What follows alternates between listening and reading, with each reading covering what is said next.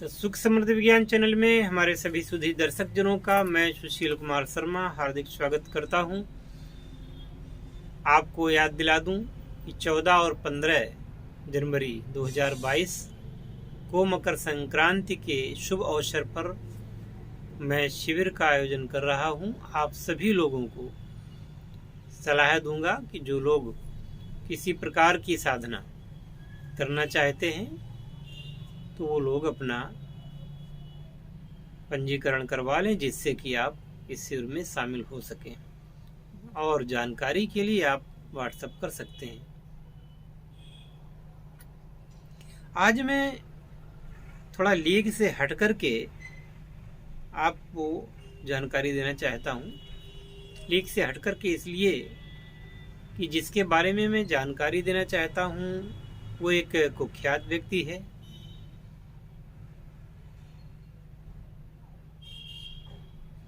इतिहास उसे एक बुरा आदमी मानता है और भगवान को अवतार लेना उसका वध करने के लिए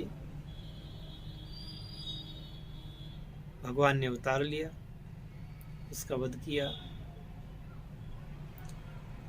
वो अपनी जगह ठीक है, लेकिन उसकी उत्पत्ति क्या है, वो था कौन और ऐसा क्यों हुआ और वो किस कुल का था। राक्षस तो कहलाया, लेकिन उसकी महानता क्या थी और जीवन में उसने गलत काम क्या किए वो अपनी जगह है। गलत काम सब आपको पता है, अच्छे काम आपको पता नहीं है। मैं ये नहीं कहता कि आप उसकी पूजा करने लगी या आप उसको मानने लगी, मैं बिल्कुल नहीं कहता, लेकिन उसके व्यक्तित्व के उन पहलुओं को उजागर करना अति आवश्यक है।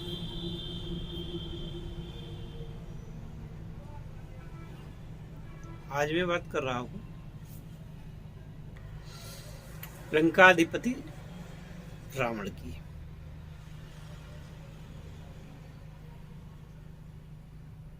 ऐसा उल्लेख है पुराणों में कि एक बार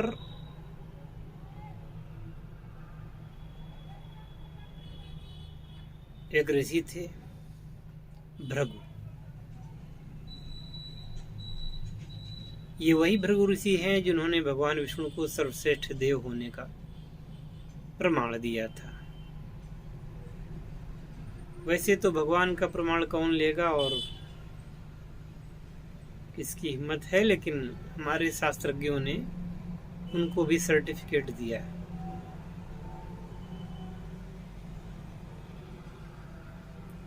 कि भगवान श्री हरि क्षीर सागर में थे, माता लक्ष्मी उनके चरण दबा रही थी। तभी वहां पर एक इन्वेस्टिगेटर आते हैं जिनको इस बात के लिए चुना गया था कि सर्व देवताओं में सर्वश्रेष्ठ त्रिदेव में है कौन। तो ये जो है जांच अधिकारी महाराज भृगु जी पहुंचते हैं और इनका तरीका भी बड़ा अलहदा। ये पहले तो अपने पिताजी ब्रह्मा के पास ही जाते हैं और जाकर के ही उन पर अपशब्दों की बौछार शुरू कर देते हैं।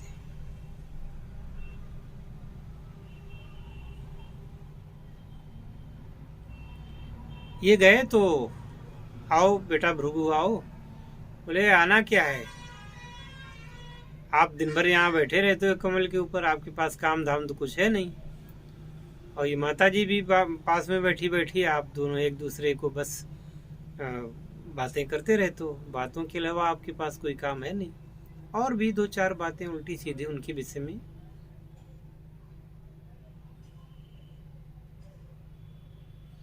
ब्रह्मा जी को क्रोध आया, वो उनको मारने दौड़े तो ये भाग खड़े हुए। ब्रह्मदंड जिसके पीछे पड़ जाए फिर क्या कहना। भृगु मुनि वहां से भागते भागते और कैलाश पर्वत की ओर चले गए। कैलाश पर्वत पर भगवान शिव माता पार्वती के साथ बैठे हैं और वहां भी जाकर के, आओ भृगु आइए बैठिए, आपका सत्कार करूं। बोली क्या है सत्कार करोगे, तुम्हारे पास है क्या, बैठे रहते हो, न काम करते हो न कुछ, बस चढ़ने के लिए बैल मिल गया, गले में नाग की माला डाल ली, जटाजूट धारण करके बस नग्न घूमा करते हो, तुम्हारे पास कोई काम धाम तो है नहीं, न नहाते हो न कुछ, इस टाइप की बात है। क्रोधित कर दी तो वो भगवान शिव ने त्रिशूल उठाया, बोले रुक अभी तुझे बताता हूं। वहां से भी भाग खड़े हुए। अब ये जाते हैं भगवान विष्णु के यहाँ। भगवान विष्णु उस समय निद्रा में थे, योग निद्रा में थे। माता चरण चाप रही थी उनकी, माता लक्ष्मी। तो अब ये गए तो बोले कि भाई मैं इनसे मिलने आया हूँ। तो बोली कि ये तो सो रहे हैं, आओ न देखा ताय। वो भगवान विष्णु के छाती में इन्होंने अपने दाहिने चरण को जोर से मारा। वैसे जांच अधिकारी हो तो ऐसी उलझुल हरकतें करेंगे। खैर भगवान विष्णु तो सर्वांतर्यामी हैं। उन्होंने उनके पैर पकड़े, बोले मुनि महाराज आपके कोमल चरण मेरी वज्र की छाती में लगे हैं तो आपके पैरों में दर्द हो रहा होगा, लाओ मैं आपका चरण दबा दूं। तो प्रसन्न हो गए, बोले हे जगदीश्वर आपकी जय हो। और फिर उन्होंने सर्टिफिकेट जारी किया कि भगवान विष्णु सबसे महान है, सबसे श्रेष्ठ है।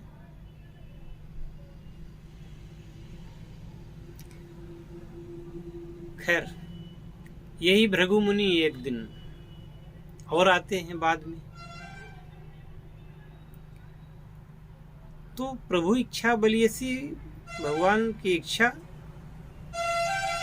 उनकी इच्छा से जब कौतुक करने होते हैं, उनको लीला धारण करनी होती है तो कुछ वो नहीं अपनी तरफ से कर देते हैं। उनके जो पहरेदार थे जय और विजय, भगवान के विष्णु लोक में जो मुख्य द्वार पर जय और विजय थे, उनके मन में आ गया कि भगवान की सुरक्षा हम करते। अब क्या कहा जाए उनको, उनके अंदर आ गया, उनको ऐसा घमंड हुआ कि भगवान की सुरक्षा हम करते हैं वरना भगवान क्या है। तो ये घमंड आते ही उनके अंदर उन्होंने कहा अच्छा आज के बाद भगवान से कोई मिलने आएगा तो डायरेक्ट नहीं जाएगा, वो हम लोग जब परमिशन देंगे उनको तभी जाएगा।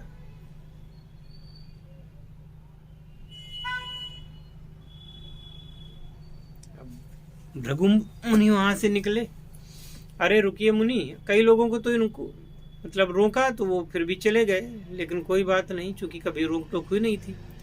भृगु मुनि को रोक लिया, बोले नहीं जा सकते आप, मुझसे परमिशन लीजिए इसके बाद जाइए।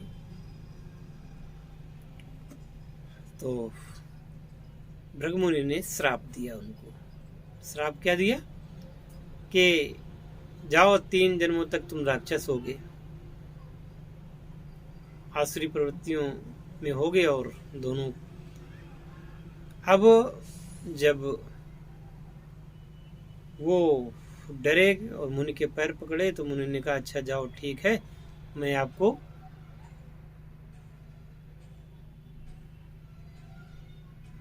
वरदान देता हूं कि 3 जन्मों में भगवान विष्णु ही तुम्हारा वध करेंगे और तब दोबारा तुम यहाँ पर आ पाओगे। तो उनमें से पहला जन्म तो हिरण्याकश्यप और हिरण्याक्ष का हुआ, दूसरे जन्म में ये रावण कुंभकर्ण बने,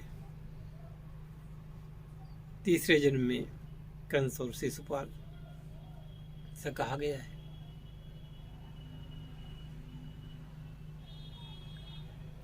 तो अब महात्मा रावण का जन्म होता है और चूँकि महात्मा इसलिए कह रहा हूँ कि सीधे ब्रह्मा जी के ही ब्लड रिलेशन में उनके पुत्र कश्यप और कश्यप के पुत्र विश्रवा और विश्रवा के पुत्र लंकेश रावण। चूंकि माता उनकी एक असुर की बेटी थी तो संस्कार असुर के भी आए। हालांकि जो विश्वरा की पहली पत्नी थी उनसे भगवान कुबेर का जन्म हो चुका था और उन्होंने अपना लंका में अच्छा राज करते थे, सोने की लंका बनवाई थी। अब ये असुर लोग अपदस्थ थे।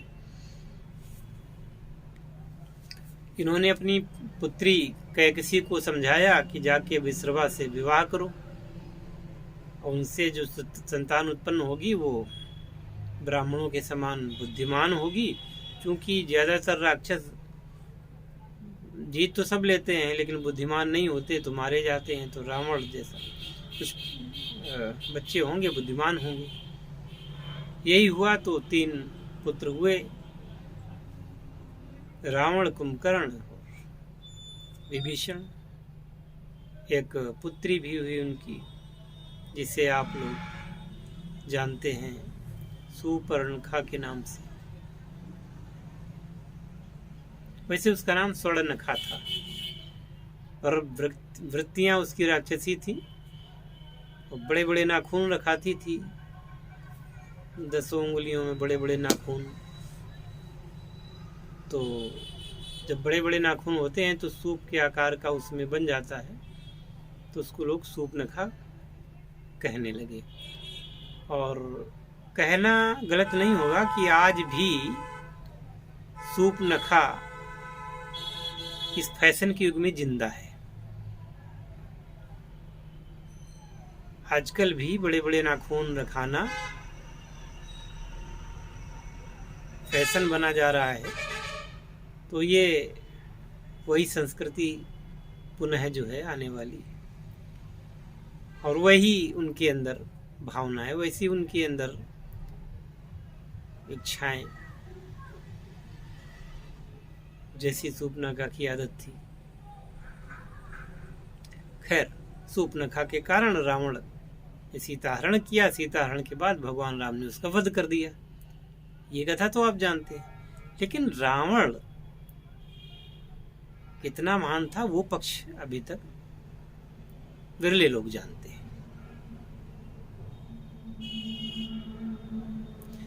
रावण राजनीति का तो महान पंडित था ही, ये तो आप मानेंगे। तब तो उसने इतना इंद्र तक को हराया और राज्य किया। बलवान था, युद्ध नीति में निपुण था, ये भी आप मानेंगे, इसमें कोई शक नहीं। तो राजनीतिज्ञ होना और बुद्धिमत्ता में और युद्ध नीति में आगे होना ये भी उसका विशेष गुण था, जिसे तो सब कोई मानेगा, इसमें कोई आपत्ति भी नहीं है किसी को। अब एक और चीज कि रावण जैसा व्यक्ति संगीत कला का बड़ा प्रेमी था, उस संगीतज्ञ भी था, अच्छे अच्छे वाद्य यंत्र भी बजा लेता था, गायन भी उसको अच्छा आता था। आप देखिए, शिव तांडव स्तोत्र की रचना लंकेश ने की है और उसी पर प्रसन्न होकर के भगवान शिव ने उनको अपना अस्त्र दिया था, चंद्रहास खड्ग दी थी। कहते हैं वो इतना बली था कि एक बार जाकर के उसने कैलाश पर्वत को ही नीचे से उखाड़ लिया था। अब वरदानी था, भगवान शिव ने उसको वरदान दिया था, ब्रह्मा जी ने वरदान दिया था, तो अभिमान भी हुआ। इसके अलावा बहुत अच्छा वैद्य भी था रावण। रावण कृत अर्क प्रकाश आप पढ़िएगा, रावण कृत कौमार भृत्यम पढ़िएगा आप। कितना विशद ज्ञान है कि आप दंग रह जाएंगे।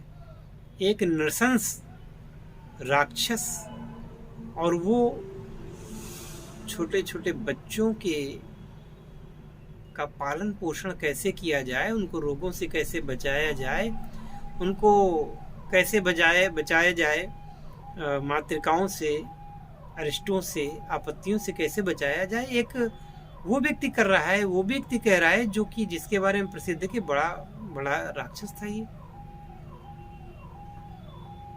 विद्वान इतना कि लोग उसके ज्ञान का लोहा मानते थे, यज्ञाचार्य भी था वो, नीति विशारद। इसके अलावा परम प्रकांड ज्योतिषी। आप रावण संहिता देखिए, और जो विदेश में लाल किताब आई है ना अरब कंट्रीज से, वो लाल किताब भी रावण कृत ही है, नाम बदल दिया गया है। अरबवासियों ने रावण संहिता से ही ये सब मैटर चुराया है और उसे लाल किताब का नाम दे दिया है।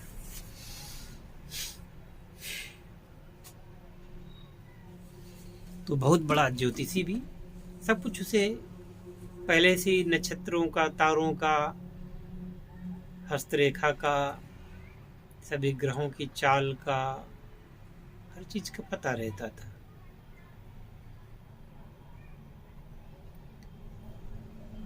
इसके अलावा तंत्र शास्त्री, मंत्रवेत्ता, महान गुरु।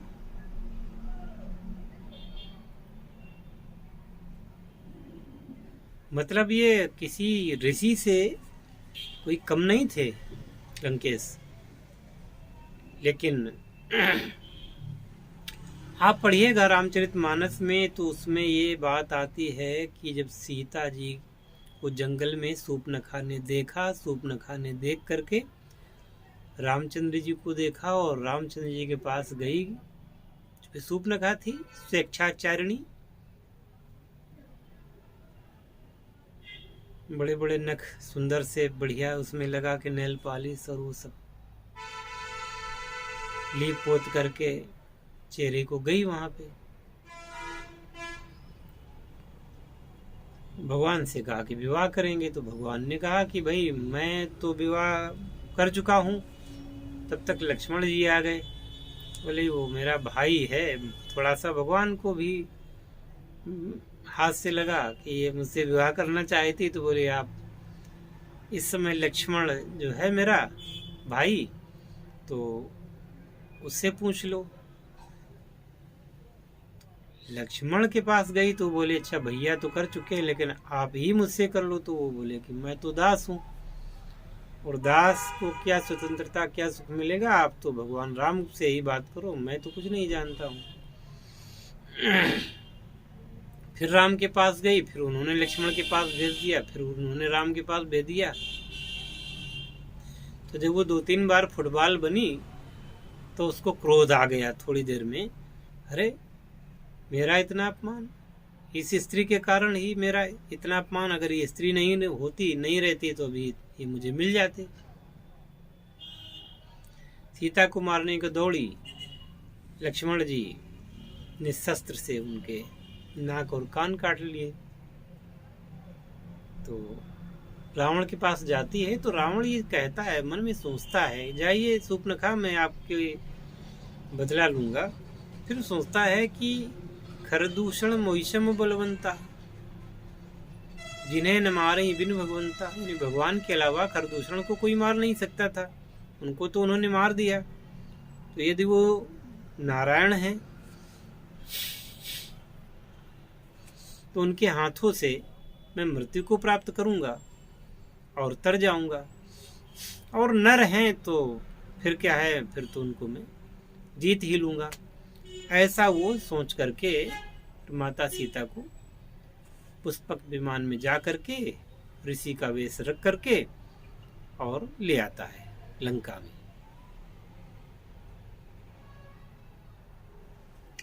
अब देखिए रावण कितना महान है। माता सीता को 4-5 महीने उसने लंका में रखा, लेकिन माता सीता का सील भंग नहीं किया।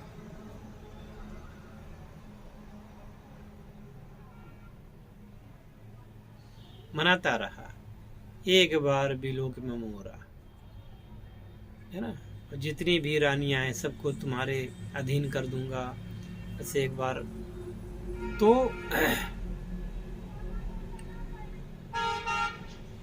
वहां पर शूर्पणखा ने सीता का वध करने की कोशिश की तो रावण ने उसको कहा कि अब दोबारा यहाँ कभी आओगी तो दंड मिलेगा आपको, प्राण दंड भी मिल सकता है। सीता जी को इतने दिनों तक लंका में रखा, रावण से लड़े, पूरा परिवार उनका वो हो गया, लेकिन ये क्या था कि सीता को दोबारा छुआ तक नहीं। शील भंग तो दूसरी बात, और माता सीता तक उनका विद्वान होना और उनकी बुद्धिमत्ता का और उनकी धर्मनिष्ठा का सम्मान करती थी। एक बार सीता जी के सामने वो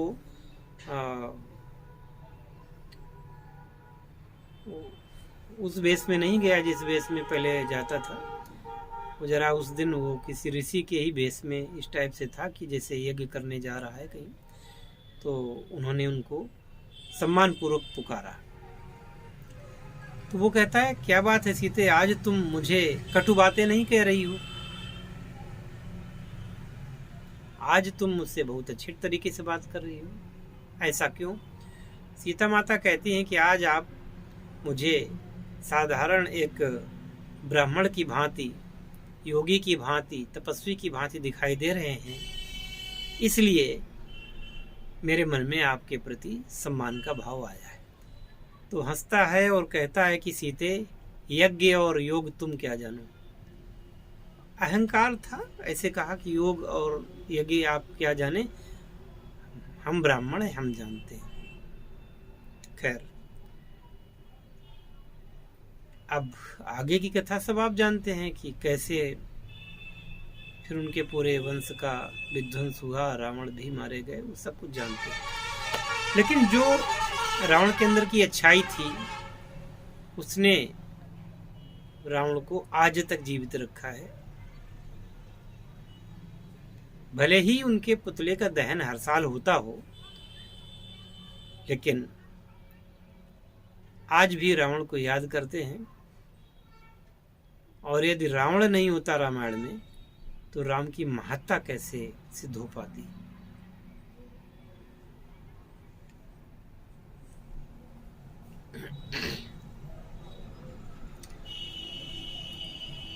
तो आज मेरे मन में ये इच्छा जागी कि महात्मा रावण के बारे में आपको बताऊं, कुंभकर्ण के बारे में भी दो शब्द, कि कुंभकर्ण भी ऐसे थे कि वो सब कुछ जानते हुए कि भगवान नारायण है, माता जगत जननी है, क्या रावण नहीं जानता था? वो भी जानता था। उसे भी पता था कि मैं जय विजय के रूप में हम लोग थे, हमारा उद्धार होना है, तो लड़ना जरूरी था उनका, वो लड़े भी। जैसे राम के भाई लक्ष्मण ने उनका साथ दिया, भरत ने उनका साथ दिया, शत्रुघ्न ने साथ दिया, वैसे ही रावण के भाई कुंभकर्ण ने भी जीवन नहीं चुना, मृत्यु चुनी। भगवान की शरण में नहीं गए, बल्कि वो रावण की तरफ से लड़े और मृत्यु को प्राप्त हुए। उन्होंने कहा भी कि अगर मैं आज राम की सेना में चला जाऊंगा तो राम भले ही मुझे अभयदान दे दें, लेकिन भ्रातृद्रोही कहेंगे। तो ऐसे महात्मा रावण, तंत्र शास्त्र में रावण के ऊपर कुछ मंत्र भी हैं, रावण के मंत्र हैं और कुंभकर्ण के ऊपर भी मंत्र हैं। एक सावर मंत्र है जिसमें कि ज्यादा भोजन पचाने के लिए कुंभकर्ण का मंत्र कहा जाता है। आपको बता दूं कि रावण ने न केवल अर्क प्रकाश, न केवल रावण संहिता, न केवल उन्होंने कौमार व्रतम लिखा, अपितु रावण जी ने और भी कई विद्याओं का प्रतिपादन किया है। जब उनके बारे में आप रिसर्च करोगे तो आपको पता चलेगा।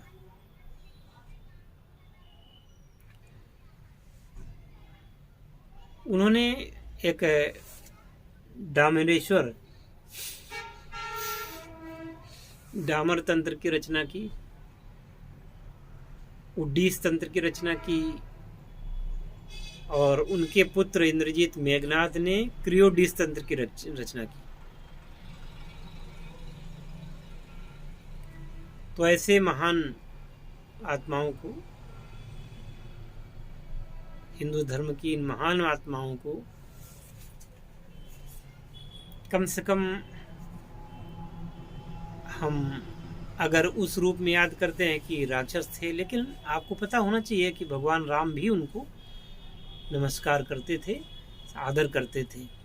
एक जगह तो ये भी आया है कि भगवान राम ने उनको पुरोहित बना करके, जब रामेश्वरम में उन्होंने स्थापना की है, तो रावण को पुरोहित बना करके बुलाया।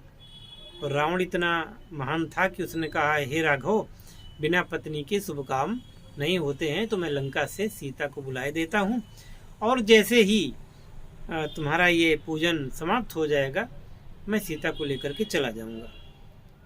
ऐसी भी कथा आती है। हालांकि वाल्मीकि रामायण में और श्रीमद् रामचरितमानस में इनका लेख नहीं है, लेकिन दक्षिण भारत में रामायण में, वहाँ पे एक रामायण चलती, वहाँ पे इस बात का उल्लेख है।